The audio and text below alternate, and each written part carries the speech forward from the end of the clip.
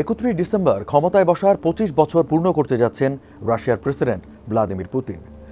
আড়াই দশক রাষ্ট্র ক্ষমতায় থেকে দেশকে কতটা এগিয়ে নিয়েছেন পুতিন, নাকি পিছিয়েছেন, এ প্রশ্ন তোলাই যায়।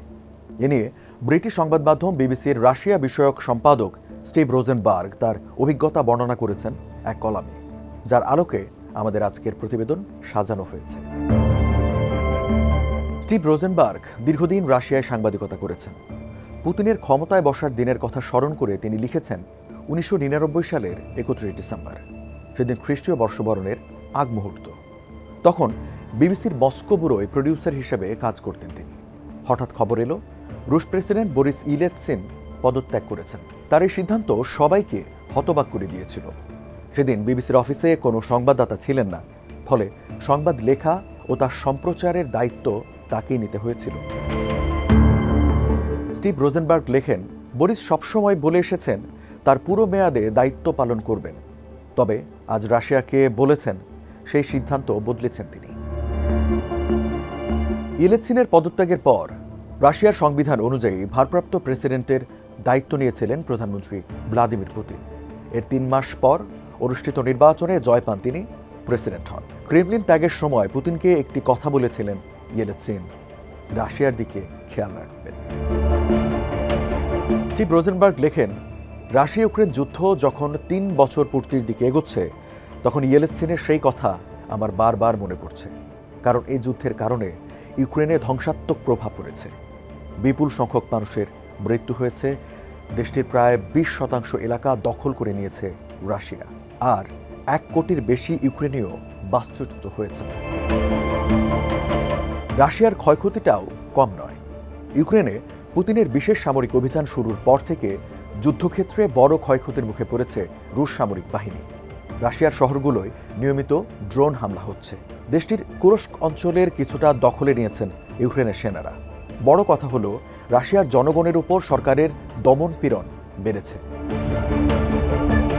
25 বছর আগে পুতিন যখন প্রথম ক্ষমতায় বসেছিলেন, তখন থেকে তাকে নিয়ে প্রতিবেদন করার কথা উল্লেখ করে স্টিভ রোজেনবার্গ লেখেন, 1999 সালের 31 ডিসেম্বর কে ভেবেছিলেন রাশিয়ার নতুন এই নেতা আড়াই দশক পরও ক্ষমতায় থাকতে যাচ্ছেন?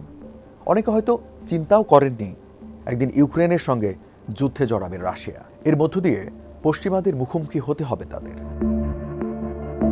স্টিভ রোজেনবার্গ লেখেন, প্রায় মনে হয় সেদিন যদি ইয়েলৎসিন উত্তরসূরি হিসেবে পুতিনের বদলে অন্য কাউকে বেছে নিতেন, তাহলে ইতিহাসের গতিপথটা অন্যরকম হতো কিনা। প্রশ্নটা তাত্ত্বিক। ইতিহাস পর্যালোচনা করতে বসলে যদি, কিন্তু এবং হতে পারে এমন শব্দগুলোর ব্যবহার বারবার আসতে পারে। তবে একটা বিষয় আমি নিশ্চিতভাবে বলতে পারি, 25 বছরে আমি পুতিনের বিভিন্ন রূপ দেখেছি। স্টিভ রোজেনবার্গ আরও লেখেন, একথা শুধু তার একা নয়। 2023 সালে সামরিক জোট ন্যাটোর তৎকালীন প্রধান লর্ড রবার্টসন তাকে বলেছিলেন, আমি পুতিনের সঙ্গে সাক্ষাৎ করেছি, তার সঙ্গে ভালো কাজ করেছি, একটি ন্যাটো রাশিয়া কাউন্সিল করেছি। আজকের দিনে চরম ক্ষমতালিপ্সু পুতিনের চেয়ে আগের পুতিন অনেক ভিন্ন ছিল। লর্ড রবার্টসন আরও বলেছিলেন, আমি মনে করি পুতিন একদম সমালোচনা সহ্য করতে পারেন না। দেশের জন্য তার উচ্চাকাঙ্ক্ষাও বিশাল। একসময় সোভিয়েত ইউনিয়ন বিশ্বের দ্বিতীয় পরাশক্তি হিসেবে স্বীকৃতি পেয়েছিল। আজ রাশিয়া এমন কোনো দাবি করতে পারে? আমার মনে হয় তা পুতিনের অহংবোধে আঘাত করেছে। পুতিনের মধ্যে যে পরিবর্তন দেখা যাচ্ছে, তার সম্ভাব্য একটি ব্যাখ্যা হতে পারে এটি, রাশিয়াকে আবার সেরাদের কাতারে ফিরিয়ে আনার জন্য তার উচ্চাকাঙ্ক্ষা দেশটিকে প্রতিবেশী দেশগুলো ও পশ্চিমাদের সঙ্গে অনিবার্য এক সংঘাতে জড়িয়েছে। তবে এ বিষয়ে ক্রেমলিনের ব্যাখ্যাটা ভিন্ন। পুতিন যেসব ভাষণ দিয়েছেন, যেসব মন্তব্য করেছেন, তা থেকে তার অসন্তোষের বিষয়টি ফুটে উঠেছে। রাশিয়াকে পশ্চিমারা 4 পাশ থেকে পরিবেষ্টিত করে তুলেছে বলে বিরক্তি প্রকাশ করেছেন তিনি। নিজ দেশের নিরাপত্তা নিয়েও উদ্বেগ জানিয়েছেন, যদিও এসব অভিযোগ অস্বীকার করেছে পশ্চিমা দেশগুলো।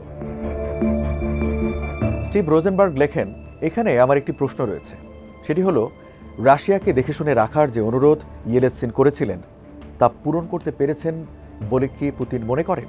এই প্রশ্নের জবাব বের করার একটি সুযোগ সম্প্রতি আমার হয়েছিল। বছর শেষে অনুষ্ঠিত সংবাদ সম্মেলনে পুতিন আমাকে একটি প্রশ্ন করার সুযোগ দিয়েছিলেন। আমি প্রেসিডেন্টের কাছে জানতে চেয়েছিলাম, বরিস ইয়েলৎসিন আপনাকে রাশিয়াকে দেখে রাখতে বলেছিলেন, তবে আপনার কথিত বিশেষ সামরিক অভিযানে যে উল্লেখযোগ্য ক্ষয়ক্ষতি হয়েছে, ইউক্রেন বাহিনী কুরস্ক অঞ্চলে প্রবেশ করেছে, রাশিয়ার উপর নিষেধাজ্ঞা দেওয়া হয়েছে, মূল্যস্ফীতি বেড়েছে, এরপরও দেশকে দেখে রাখতে পেরেছেন বলে কি আপনি মনে করেন? জবাবে পুতিন বলেছিলেন, হ্যাঁ, আমি শুধু রাশিয়াকে দেখে শুনে রাখিনি, দেশটিকে নরকের দ্বারপ্রান্ত থেকে ফিরিয়ে এনেছি। পুতিনের ভাষ্যমতে ইয়েলৎসিনের সময় রাশিয়া সার্বভৌমত্ব হারাচ্ছিল। সে সময় পশ্চিমারা রাশিয়াকে নিজেদের স্বার্থে ব্যবহার করছিল। সেখানে তিনি রাশিয়ার স্বাধীনতা, সার্বভৌমত্ব নিশ্চিত করতে সবকিছু করছেন। রাশিয়ার সার্বভৌমত্বের সুরক্ষাদাতা হিসেবে নিজেকে তুলে ধরে পুতিন কি ইউক্রেন যুদ্ধকে ন্যায্যতা দিতে চাচ্ছেন, নাকি তিনি নিজেকে সত্যিকার অর্থে সার্বভৌমত্বের সুরক্ষাদাতা বলে মনে করেন? এমন প্রশ্নও তুলেছেন রোজেনবার্গ। তার কাছে প্রশ্নটা বেশ গুরুত্বপূর্ণ। এই প্রশ্নের জবাবও গুরুত্বপূর্ণ বলে মনে করেন তিনি, কারণ তা যুদ্ধের ইতি টানতে এবং রাশিয়ার ভবিষ্যৎ নির্ধারণে বড় প্রভাব রাখতে পারে।